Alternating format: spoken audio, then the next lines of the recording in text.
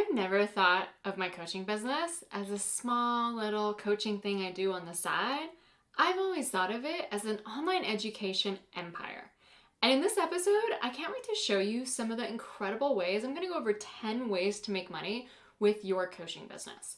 Because the thing that often happens is that, especially because a lot more females get into coaching than men, what society can do is often downplay coaching industry as this cute little thing you do on the side. Oh, you get a client here, you get a client there. Life coaching, it sounds so fluffy. It sounds like everybody does it and nobody actually makes any money with it. And the thing is that I think that perception is totally damaging, like our ability to truly make money, to truly make an impact on the society, and to truly build a legacy. And so in this episode, I'm going to encourage you to not think of your business or the aspiring business that you'd like to have as this cute little coaching company, right? But really see yourself as building an online education empire that literally can stand to make millions and millions of dollars in your lifetime and help so many people and just create so much generational legacy for yourself. So in the last episode of the podcast, I was sharing how surprised I was when I first got into the coaching industry. I was really myopic. I thought that there was only a few ways to make money online, and I didn't understand all the different avenues to really have so much different income streams. So I thought in this episode, I'd actually break it down to some of the varieties of income streams that you can have in a coaching business, in a coaching industry, that really allows you to go from having this as a little pet project on the side to literally making millions of dollars. Now, I'm going to go over the 10 ways to make money with your coaching business.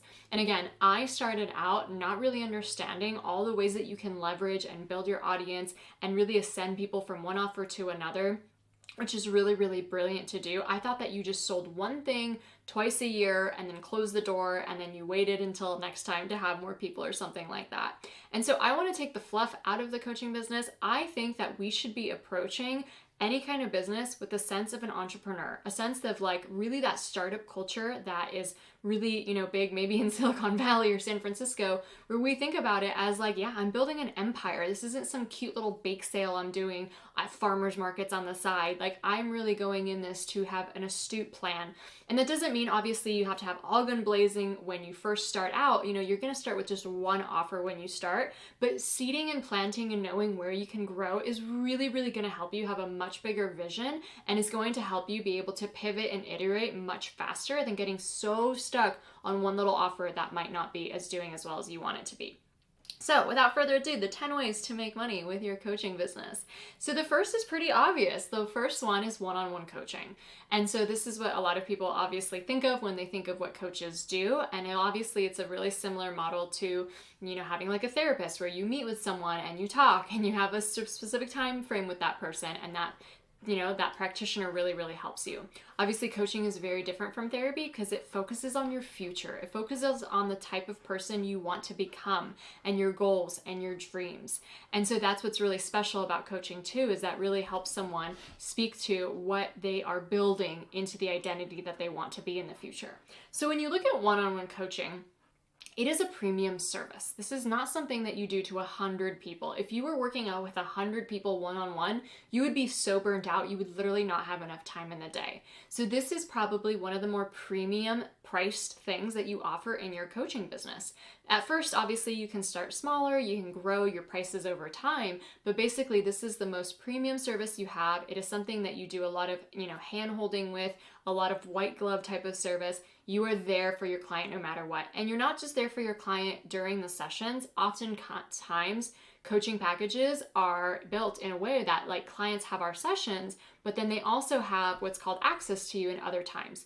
And you can have restrictions and boundaries on that, so you don't have to be available 24/7, but maybe Monday through Wednesday, you can text me or you can write me on Voxer or you can email me from this time to this time, and then I'll be responding and stuff like that. So that way it's like a partner. It's like someone who's really doing life with you. And I've had so many invaluable coaches who have literally feel sometimes even closer than a best friend, because you can get so much deeper, share so much more of your deeper vulnerabilities, your deeper fears, your deeper, desires. It's a really special container.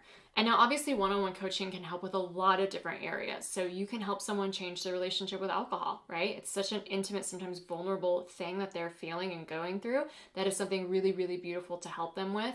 You can also help someone find more purpose in their life, more sense of success, more sense of abundance, more sense of even just feeling good in their life. There's health coaching, obviously, where you help someone maybe achieve certain health goals or longevity-based goals and stuff like that. There's career coaching, there's business coaching, there's like everything under the sun you could do one-on-one coaching with. And you could also bring together multiple passions to bring it together. So maybe, for example, I worked with a client like this. You love the alcohol-free message, but you also love helping women balance their hormones. So maybe in a one-on-one coaching container, you help someone first take a break from alcohol and then fine-tune their hormones with other eating and sleeping and or movement patterns as well. So again, one-on-one coaching is the most premium type of service that you should be offering. And at first, this is where usually coaches start, because what happens is that when you first start, you don't have a very big audience, unless obviously you've already built one for some other reason. So when you're first starting, you're not going to have like 100 people lining up to buy your course necessarily, or some other type of offer or program.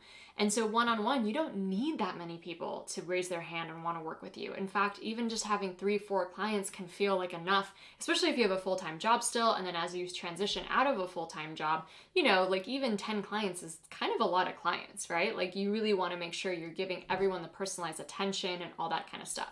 So you want to price accordingly with that. And again, feel free to start lower when you're newer, but know that that's going to just continue going up as you grow your business. All right, next is imagine that you're so successful. Everybody wants to work with you one-on-one. What is going to happen? There's not going to be enough hours in the day. So basically what happens at this point, or any point really that you want to transition, is into group coaching. So group coaching is where you usually have a set time a week where you come on together onto some kind of online video platform like Zoom or something, and you do group and hot seat coaching. And you go over maybe the same type of challenges that come up in one-on-one coaching. Maybe you're walking through people like a specific transformation. So like one week you talk about this, the next week you talk about that. But then you also have plenty of room to go over specific situations. You also have, you know, a Q&A or ability for people to get hot seat coached. And again, usually a group coaching program has some kind of purpose to it, some kind of curriculum to it. One-on-one can too, but one-on-one is also really bespoke. Sometimes you really just want the client to lead and to be able to tell you every week what they're going through and what they need help on. So sometimes even if you try to put like a structure to it, you know, it's really going to depend client to client what they really actually want. But a group coaching program, you're actually going to walk people from step A to B to C to go through a transformation, whether that's through workshops or coursework. But for sure, you're meeting still together and you're having that opportunity to be able to get coached by you. Now, you can also have some kind of, you know, offline type of community where you're also answering questions and stuff like that. And it really depends on how you price your group coaching offer.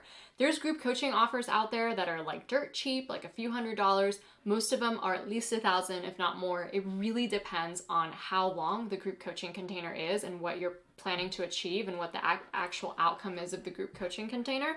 But that's always an option there, especially when you're really full on one-on-one. You want to start, you know, scaling and having a place where more people can come and get helped and get served, but not necessarily, you know, you are burnt out and you don't have room for that.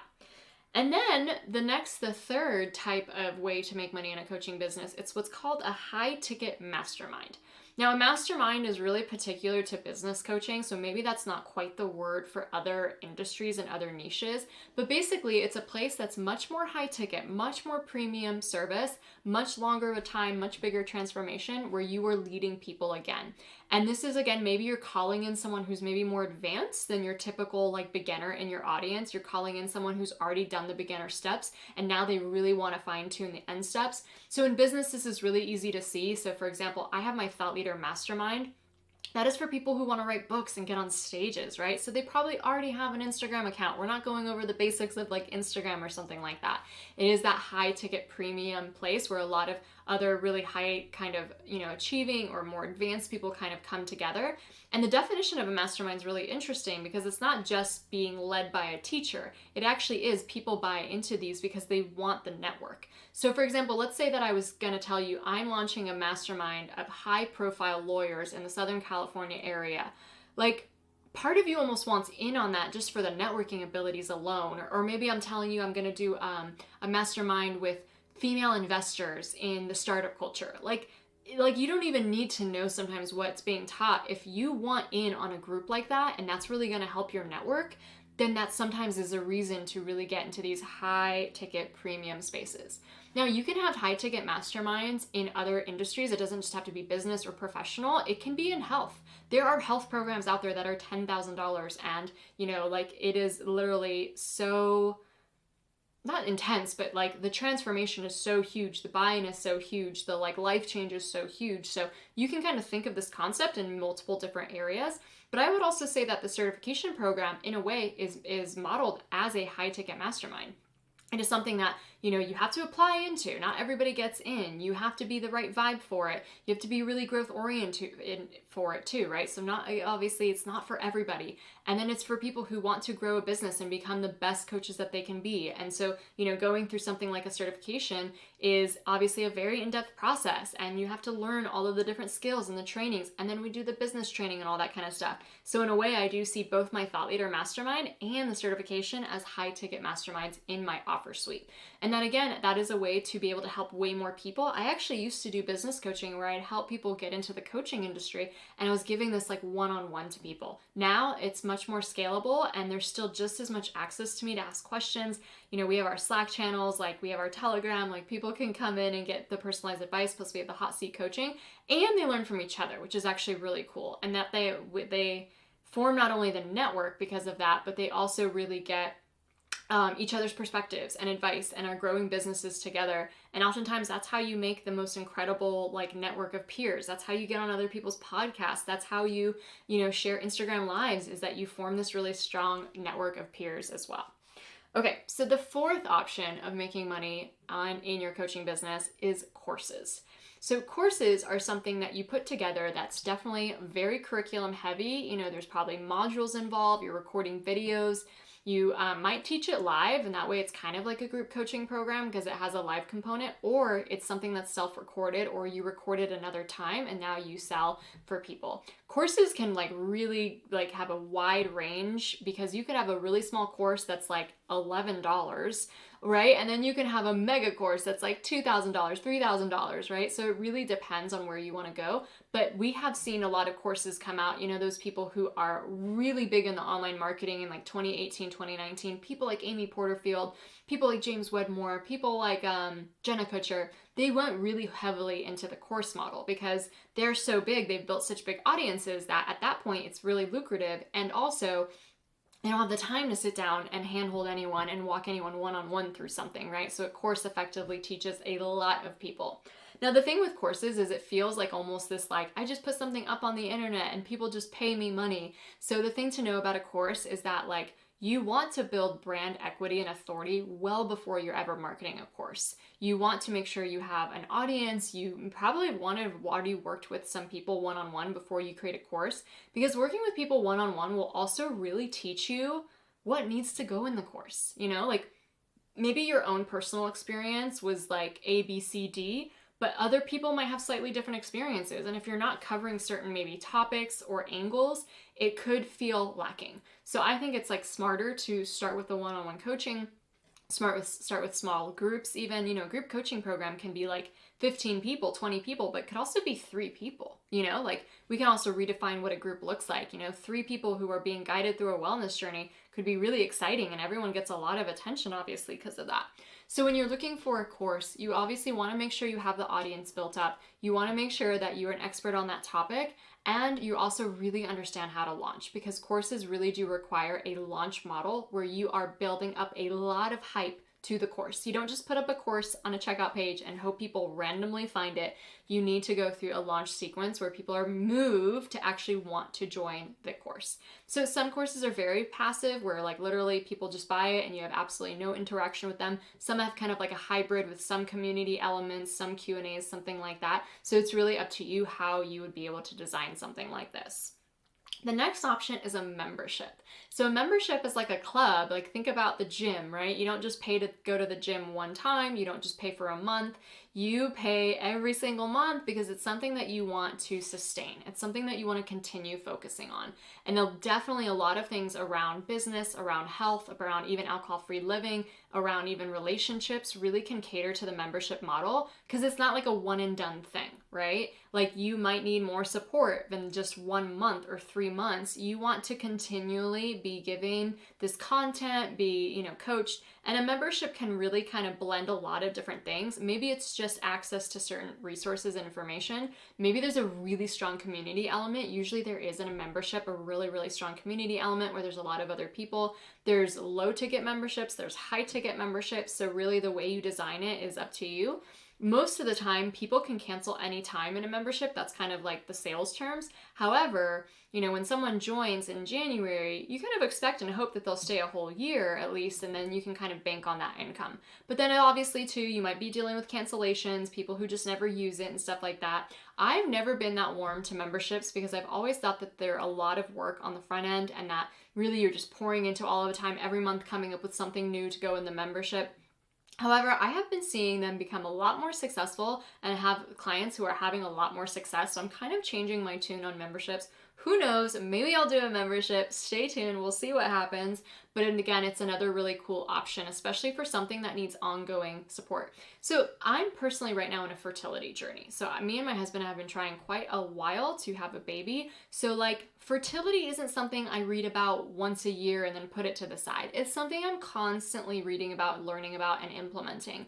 And the thing too is that usually if I'm not reading about health or fertility or something like that, it can kind of go into backslide into just not something I'm thinking about as regularly. So think about a membership for fertility where every month you're getting the advice, you're getting the protocols, you're getting the what to eat, what to try this month, what to focus on this month. That would be so helpful for someone instead of just trying to do it alone or try to remember that they're supposed to do all these things or something like that. So I always think of if you want something to be a priority in your life all the time, you don't want to forget about it, something like a membership is a really great way to remind you that this always matters to you and that you should always be diving deep into this topic. Okay, the next option, the sixth way to make money with your online coaching business is retreats. So this is really, really fun because you get paid to travel, basically. I did my first retreat in 2022, and that was right after the pandemic when the world kind of opened to be able to host big groups like this. And I first planned my retreat in 2019. So the pandemic actually kind of slowed me down and closed me down for a while. I actually had a retreat I was selling. I started selling it in early 2020, and then pandemic closed everything. So anyway, I've hosted, I believe, 7 or 8 retreats since then.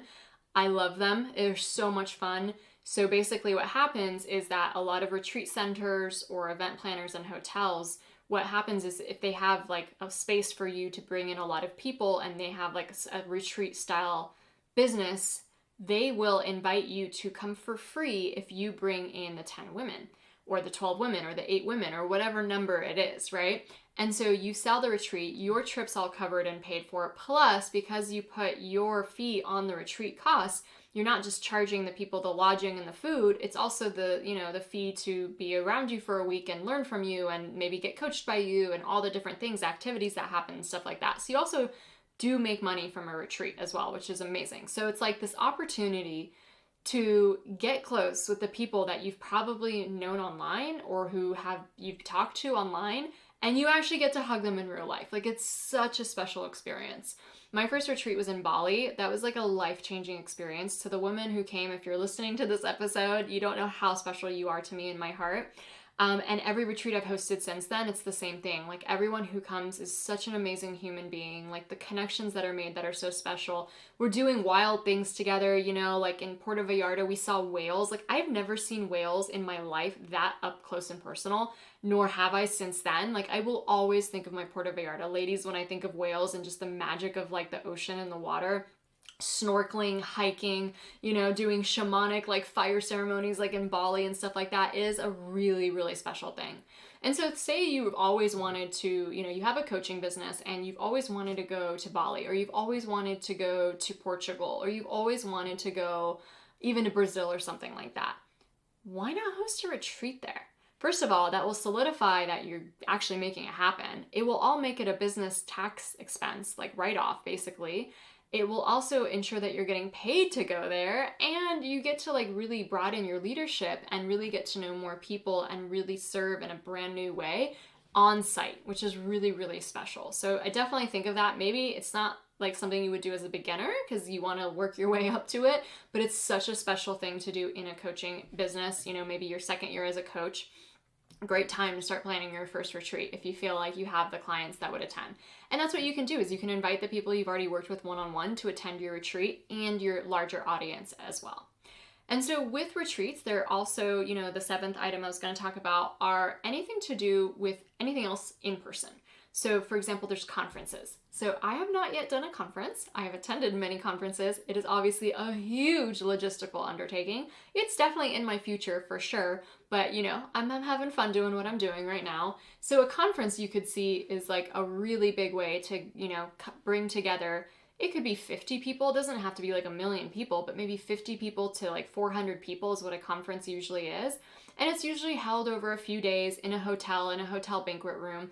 And what's really cool about this is that like you get to speak on stage, you get to like organize the event, you get to choose the speakers, you get to like choose the experience, like how people will have a transformation. If you're like a meditation teacher or you have this other kind of cool healing modality like sound healing, like you can bring all these people together and do something special like that together. Plus, you know, your motivation talks, your business talks, your health talks, whatever that is. So conferences are really understood by people because they're also in the professional and the corporate world, so they'll usually understand what you're selling. The thing with a conference is that because it's usually so expensive to host in a ballroom, and like, you know, the hotel has specific policies on how many rooms you might have to sell and stuff like that, usually you don't actually make money on a conference itself. Like the tickets that come in don't really pay for anything other than the like event logistics. However, what most entrepreneurs do in the online coaching space is they sell something at the conference. And this could be their high ticket program, this could be their mastermind, this could be their group coaching, this could be something that a lot of people can join, even their course or something like that, that then makes it so much more worth it. And people are so on fire in person. Like when you leave behind all your responsibilities, your whole life, you go and fly to go to a conference, you have this different energy. So you want to move different. You want to like take action differently. So that's a really great time to leverage that. So you don't have to do a full-blown conference, obviously, but there's any other kind of event too. So there could be smaller scale events.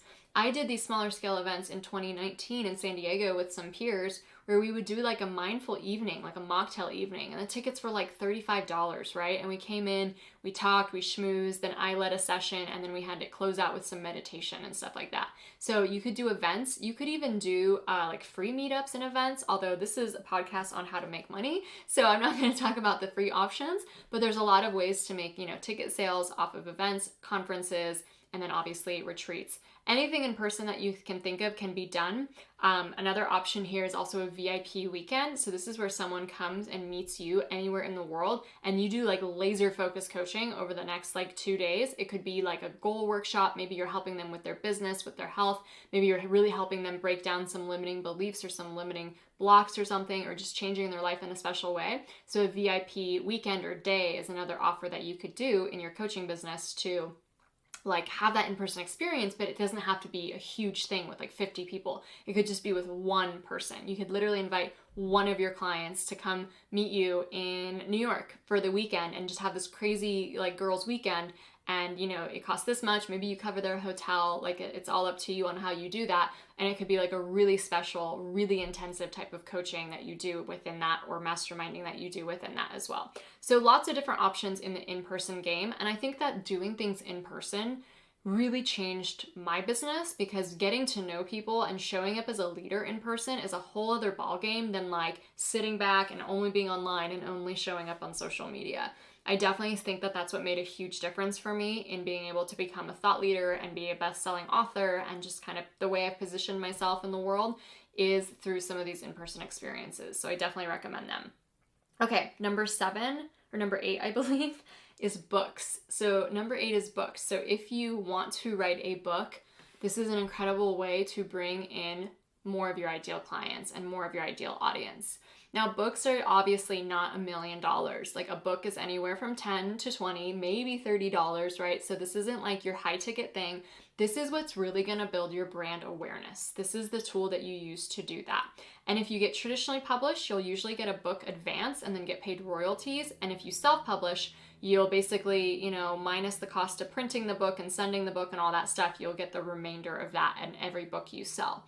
So books are a really great way to get people into your world and to get people introduced to your message, because a book basically, it's not like a short 5-second Instagram reel. Someone really gets to know you if they read your book, right? They're going to really get to know your method. They're going to really get to know your story, your anecdotes. It's really, really special. And to this day, when someone says that they've read my book, I have a little moment of just holy shit, what is life? My book that I wrote in my room, in my, different hotel rooms in different places, got put together. It's sold on the internet. It's sold on Amazon. It's sold in bookstores. Someone else read my words, and that's how we connected. It is so special to me. So books, I would not think as this huge $1 million moneymaker. They can be, obviously, if you've got a huge audience or you really want to grow into that. But most of the time, what you think of it is as a way to bring people into your message, into your story. And it builds a really quick know-like trust, where a lot of people want to work with you more intimately because they've read your book. I don't know about you, but if you read a doctor's book about how to heal, a gut issue, let's say, and they were just such an expert about it, and they shared stories about themselves, and they shared their clients' stories. How much more would you want to work with that doctor versus some random doctor you Googled? You know what I mean? That's going to feel way more exciting for you, and that's really what the power of a book has to offer. So that's a really good strategy to have. Now, obviously, it's not a beginner strategy. Most beginners don't write books. It's going to probably happen a little later in your career. It doesn't have to be that late, your second, third, or fourth year, but probably not your first year, just because you're focusing on so much, unless you're just going through and writing a first draft or something like that. But obviously, books take time. They're a big project. They're going to take multiple years to really get out there in the world, unless it's just a really short ebook that you want to pop up on Amazon. And that actually can be helpful too if you're really just hoping to get clients and really point people to your coaching. Okay, the next way to make money online as a coach is to get paid to speak. So a coach to me is not just again, thinking of this life coaching fluffy thing, I make pennies over here, this little side, cottage thing that you're doing. It truly can be an online education empire. And when you position yourself as a thought leader who truly has a unique method and a unique vehicle and a unique way of helping people transform their lives and unique positions and opinions, you are a thought leader, right? And so imagine if you were able to take some of the core elements of what you care about and the things that you've seen help people change their lives the most, and you put it together in a talk, a keynote talk. You literally can be paid to speak, right? There's conferences out there, there's corporate conferences, there's association conferences, there's academic conferences, there's entrepreneurship events and stuff like that. So it is a viable opportunity. Now, I will say that this is not something that's easy. Just growing $1 million coaching business isn't easy, right? There's multiple steps you follow, and you kind of have to cut your teeth first. So a lot of speaking gigs at first are free, and that way you get the exposure and you get the practice and you get really cool video footage that you can therefore show on your Instagram and to your email list and put together a speaker reel and stuff like that. But there's definitely paid opportunities out there. They range anywhere from $1,000, $5,000, $10,000, and top speakers are getting paid multiple thousands of dollars, 20, 50, even 100K. Think of those commencement speech people, right? They're getting paid a lot of money to do that. But it's a really cool world to be able to break into, because there's a lot of opportunity there. And also, you don't have to do it full time. You could have this coaching business here with all these offers and these clients that you're serving, and maybe you just like to speak 2 or 3 times a year, and that way you get a little bit of that income as well. Okay, the next way to make money as a coach with your coaching business is brand collaborations. So a coach is definitely not an influencer, right? We're in the online education game. We're not just here to influence and share what our favorite makeup is and share what this brand that we love, you know what I mean? So it's there's so many things that get flack in our society and get made fun of. And obviously influencing has definitely gotten made fun of in our society and our culture.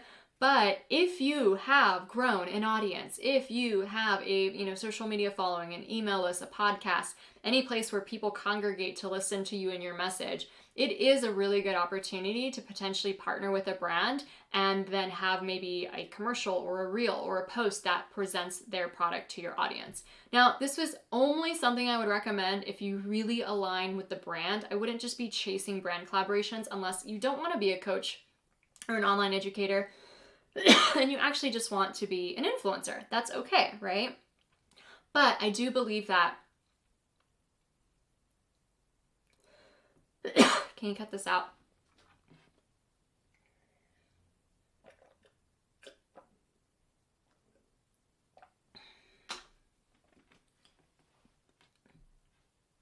Okay. But I do believe that if you're already going to, all the motions of building an audience, building so much know, like, and trust, maybe periodically it does make sense for you to have some brand collaborations where maybe you're sharing your favorite like adaptogen mushroom drink, or you're sharing your favorite sauna, or whatever it is, and you either get paid to create that content or you get some kind of percentage if people buy it. Now, again, I wouldn't make this your full-time business income unless you really just want to be an influencer and not in online education, business, but it is something that can really add some really cool revenue streams to your business. And like, that's what's amazing about this industry, is that there isn't just one revenue stream, right? You could literally have 7 of these going at one time. And you know how they say, diversify your income. You're essentially doing that with all these different things. And then last but not least are anything that is more hybrid. So basically a hybrid version of anything that I've already shared about. So for example, you could do a mastermind with a retreat included. So then the mastermind would be even more high ticket because it includes a retreat and lodging for people and the food that's included and all the logistics that are included in a retreat. So basically have the creativity to take some of these things and smash them together in different unique and creative ways that makes them really, really unique. So for example, I've seen this happen a lot with one-on-one coaching and group coaching. You could take one-on-one and group and mash it together so that maybe when someone joins your premium group program, they actually do get 3 or 4 calls with you plus all of the group elements or something like that. Or maybe someone joins your group program and gets a VIP weekend with you, and that's like a mashed together offer. So these are called hybrid offers, where again, you can take different elements of all these different ways to make money online in your coaching business and put them together in a new and creative way. So for example, when you look at the Empowered AF Coach certification, it is a high-end mastermind, it is a group coaching program, it is a retreat, and it's a business mastermind. So I took all these different things and put them together because I basically knew I wanted to certify people to become the best coaches that they could become. Really being strong in the alcohol-free, coaching, and also really understanding how to change and reprogram the subconscious mind.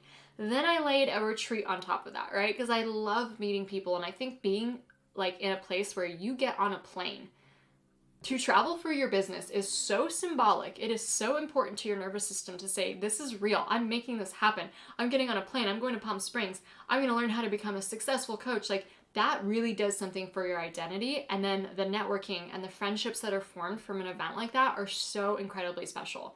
So not only is it the certifications, the retreat, then I add on the business mastermind, because for me it's so important. We need incredible world-class coaches out there, but we also need to know how to grow online education companies and not just be, like barely making sales over here. And so having a business mastermind where I teach people how to grow a coaching business is so important to me. And we come together week by week, workshop by workshop, to learn, how to launch, how to grow your audience, how to get high premium clients, how to host retreats, all that kind of stuff all together. So when you look at the certification program that I run, the 5X certification, it's like 3 different programs literally in one. That's why I'm really confident to say it's one of a kind. Like, there's no other alcohol-free coaching designation in the world that has these elements and puts them together, plus is ICF accredited, plus, has so much access to me, plus has the like in-person retreat and all that good stuff. So I hope those different avenues really helped open your mind. I'm pretty sure I did 11, not 10. We'll see. We'll count them up in the show notes and see what happened here. But anyway, I'm just so excited to share, because when I first started, I only thought there was like 1 or 2 options. And when I found that like maybe I first tried to sell courses, but I didn't have a very big audience, I kind of got defeated and thought like, oh, this isn't going to work. But the thing is like, you can always pivot. You can always iterate. There is always going to be a way forward, and every entrepreneur kind of has to fail forward to be able to learn how that works. And